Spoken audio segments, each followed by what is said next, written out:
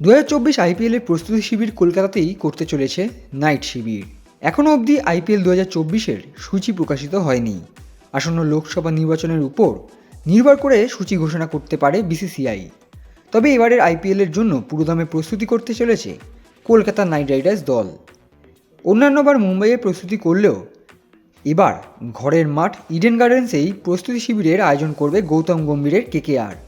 এর আগে cricket association of বেঙ্গলের সভাপতি স্নেহাশিস গাঙ্গুলি জানিয়েছিলেন, নাইট ম্যানেজমেন্ট আগামী 15ই মার্চ থেকে শিবির করবে বলে জানিয়েছে।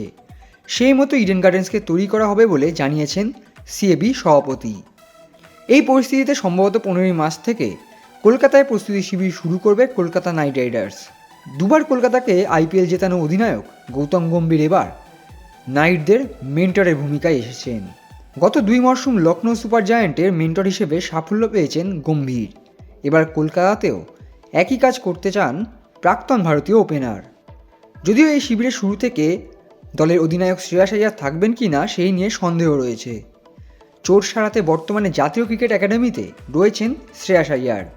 তবে নীতিশ রানা, রিঙ্কু সিং সহ একাধিক ভারতীয় তারকা শুরু থেকে থাকবেন বলে শোনা যাচ্ছে। পাশাপাশি সুনীল নারায়ণ, আন্দ্রে রাসেলদের মতো বিদেশি ক্রিকেটাররা শুরু থেকে থাকতে পারেন। Extra time.